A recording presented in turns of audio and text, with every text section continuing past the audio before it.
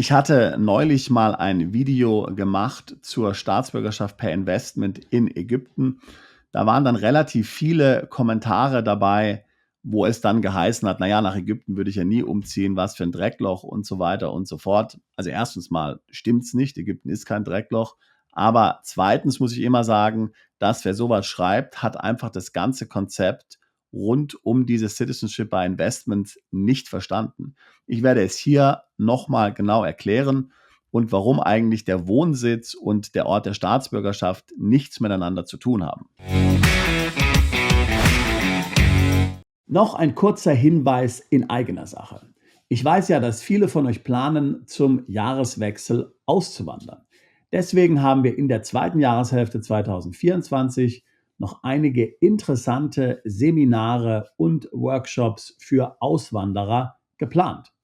Bei allen unseren Seminaren geht es um Themen wie rechtssichere Steueroptimierung im Ausland, Vermögensschutz außerhalb der EU und natürlich auch zweite Staatsbürgerschaften. Neben einem intensiven Kurs- und Seminarprogramm gibt es immer viel Raum für Networking bei unseren Events. Networking mit mir, mit Daniel und natürlich den anderen Teilnehmern. Das Beste ist, dass dein Ehepartner, Lebenspartner oder Geschäftspartner kostenlos zum Seminar, zum Workshop mitkommen kann.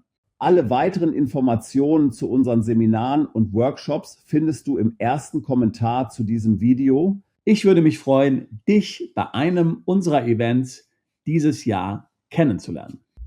Ich lese immer sehr gern die Kommentare zu unseren Videos, sowohl die positiven als auch die negativen Kommentare. Ich bin dankbar für jedes Feedback, auch für kritisches Feedback, für Input, den du hast, für Erfahrungsberichte. Das ist ein unglaublicher Schatz, den man da findet. Daraus generieren wir auch sehr viele neue Ideen für Videos. Also bitte so weitermachen und kommentieren. Wie gesagt, ich hatte ein Video gemacht zum Thema Staatsbürgerschaft in Ägypten. Da gibt es ein neues Programm. Da kannst du 250.000 US-Dollar in eine Immobilie investieren und bekommst dann die ägyptische Staatsbürgerschaft dazu. Natürlich ganz klar, das ist jetzt nicht unbedingt für einen Plan B, aber für jene, die über einen Plan C, D oder E nachdenken, vielleicht eine interessante Option, vor allen Dingen eben deswegen, weil Ägypten ja ein BRICS-Land ist und man sich möglicherweise in Zukunft einige Vorteile davon versprechen kann. Zu diesem Video wurden dann relativ viele Kommentare hinterlassen, wie, naja, Ägypten, was ist denn das für ein Land? Da gibt es viel Gewalt, hohe Kriminalität, da würde ich ja nie leben, das ist unhygienisch, das ist dreckig, gesundheitliche Probleme, Umweltprobleme und so weiter und so fort, könnte ich mir nie vorstellen, in Ägypten zu leben und so weiter und so fort. Ich habe verstanden, was die Kommentatoren damit sagen wollten. Aber natürlich, ich muss zunächst mal sagen, meiner Meinung nach ist es überhaupt nicht so. Es gibt in Kairo sehr schöne Gebiete, sehr moderne Gebiete, es ist sehr hip. Wir haben einige Mandanten, die nach Ägypten umgezogen sind, wenigstens für ein paar Jahre. Sicherlich, es gibt Probleme in diesem Land, aber es ist auch ein sehr spannendes Land. Die Währung ist relativ günstig, das heißt also, hier kannst du interessante Investitionen tätigen. Also ich bin überhaupt nicht so kritisch jetzt gegenüber Ägypten eingestellt, aber darum soll es jetzt hier in diesem Video gar nicht gehen, sondern ich wollte jetzt noch mal kurz erklären, dass der Erwerb einer Staatsbürgerschaft, egal welcher Staatsbürgerschaft, ob das jetzt Ägypten ist, ob das jetzt Karibik-Staatsbürgerschaft ist, natürlich nicht bedeutet, dass man in diesem Land dann lebt. Ja? Also wir haben etliche Mandanten, die haben die karibischen Pässe sich beschafft, St. Lucia, Grenada, St. Kitts and Nevis, St. Vincent and the Grenadines und so weiter und so fort. Die meisten Mandanten setzen dort nie einen Fuß auf eine solche Insel. Ja? Wir haben einen Mandanten, der hat sich den Pass in Antigua besorgt, der hat sich dann auch eine Villa dort in Antigua gekauft oder gebaut, ja, weil ihm Antigua unheimlich gut gefallen hat. Aber grundsätzlich bereisen die Mandanten diese Inseln nie. Das ist überhaupt nicht der Punkt. Es ist nicht der Punkt, dass du dann hier eine solche Staatsbürgerschaft deswegen kaufst, weil du dann in diesem Land leben möchtest. Darum geht es überhaupt nicht. Also, ich meine, ich weiß nicht, ob du schon mal in der Karibik warst. Natürlich, die Karibik ist wunderschön. Alle diese Inseln, gerade die Karibikinseln, haben sehr attraktive Spots. Da gibt es zum Teil tolle Luxushotels, aber im Großen und Ganzen, naja, also da gibt es viel Armut. Der Unterschied zwischen reich und arm ist ziemlich groß. Relativ viel ist heruntergekommen und so. Also wir empfehlen unseren Mandanten nicht, dort Immobilien zu kaufen oder dort zu leben. Darum geht es, wie gesagt, auch gar nicht bei einer zweiten Staatsbürgerschaft, sondern was sind eigentlich die Vorteile einer zweiten Staatsbürgerschaft? Um was geht es dabei? Also es geht zum einen mal darum, dass du zum Beispiel eine Situation wie Covid oder sowas, das Land, wo du gerade bist, verlassen kannst.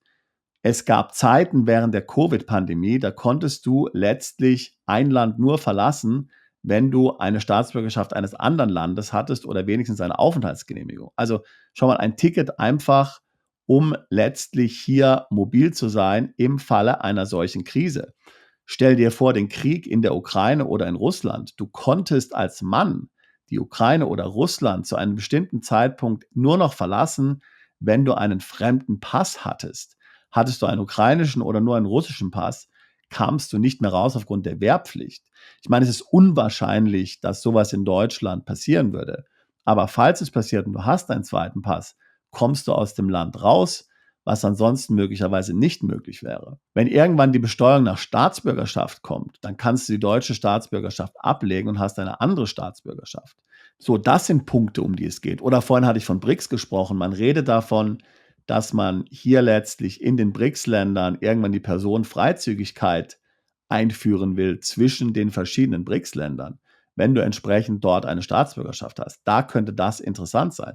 Natürlich nicht für jeden, aber wer jetzt hier zum Beispiel großes Business in den BRICS-Ländern macht, der kann vielleicht profitieren von einer BRICS-Staatsbürgerschaft. Natürlich, das ist spekulativ und sicherlich für die meisten jetzt nicht Grund genug, eine solche zu erwerben. Aber für den einen oder anderen könnte es mit ein Grund sein, warum er eine solche Staatsbürgerschaft sich anschafft. Du hast es wahrscheinlich gemerkt, keiner der Gründe, die ich jetzt genannt habe, implizieren, dass du im Land der Staatsbürgerschaft lebst.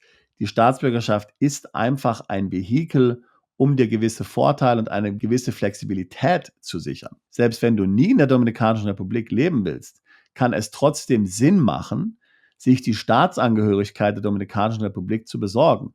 Denn wenn du die Staatsangehörigkeit der Dominikanischen Republik hast, die du bekommst, indem du dort eine Immobilie für $200.000 in der Domrep erwirbst, geben sie die Staatsbürgerschaft kostenlos dazu, ja, dann kannst du mit dieser Domrep-Staatsbürgerschaft in anderen lateinamerikanischen Ländern sehr schnell die Staatsbürgerschaft erlangen, weil das sind dann sogenannte Brüderstaaten. Ja, also zum Beispiel Mexiko, Argentinien, Costa Rica und so weiter und so fort.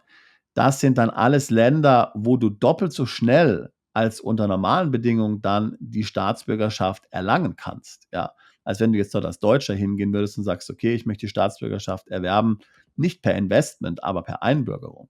Ja, also das sind die Vorteile einer Staatsbürgerschaft. Die sind nicht in dem Land zu wohnen unbedingt, sondern was man eben ansonsten für strategische Vorteile dann noch dadurch haben könnte. Hier ist es also wichtig, dass du diese Vorteile genau verstehst und wofür man eine Staatsbürgerschaft nutzen kann und wofür nicht. Wie gesagt, ich persönlich finde Ägypten sehr attraktiv, ich finde Kairo sehr attraktiv. Man kann sich vorstellen, dort eine gewisse Zeit zu verbringen, vor allen Dingen, wenn man Business in der Region hat. Es gibt tatsächlich schlechtere Orte, ein paar Wochen, ein paar Monate zu verbringen. Aber wie gesagt, selbst wenn du das nicht findest, könnte es trotzdem aus anderen Gründen für dich entsprechend attraktiv sein. Ich habe vor kurzem erst ein Video gemacht zu den 9 Vorteilen, die eben eine solche Staatsbürgerschaft per Investment gerade für Deutsche hat. Link zu diesem Video kopiere ich hier nochmal rein. Schau dir das auch nochmal an, beschäftige dich mit dem Thema und überlege dir, wozu eine solche Staatsbürgerschaft auch für dich möglicherweise hilfreich sein kann. Wenn du Beratung benötigst, dann schlage ich dir vor, dass du ein Gespräch mit meinem Kollegen Daniel buchst. Link, um dieses Gespräch zu buchen, packe ich hier in die Beschreibung dieses Videos mit hinein. Daniel ist bei uns der Experte für solche Staatsbürgerschaften und natürlich auch für Residences, für Aufenthaltsgenehmigungen. Er kann dir weiterhelfen bei allen Themen und kann dich zu allen Details diesbezüglich beraten. Das ist genau das, was wir schon seit 20 Jahren machen. Wir helfen Mandanten, ins Ausland umzuziehen, sich hier steuerlich optimal aufzustellen, ihren Plan B zu etablieren, möglicherweise mit der Hilfe von zweiten Staatsbürgerschaften, neues Vermögen aufzubauen, bestehendes Vermögen zu schützen. Ich würde mich freuen, auch dich alsbald zu unserer Mandantschaft zählen zu können. Bist du Unternehmer, Freiberufler oder Investor? Zieht es dich schon lange ins Ausland? Mach heute den ersten konkreten Schritt in eine Zukunft mit mehr Geld und mehr Freiheit. Buche ein Beratungsgespräch mit Sebastian und seinen Kollegen. Unsere Kanzlei unterstützt Mandanten wie dich dabei, deine Steuerlast legal zu reduzieren, Vermögen aufzubauen und zu schützen und deine persönliche Freiheit zu maximieren. Profitiere jetzt von unserem Fachwissen und unserem Netzwerk. Gehe zu mandatierung.com und werde Mandant unserer Kanzlei.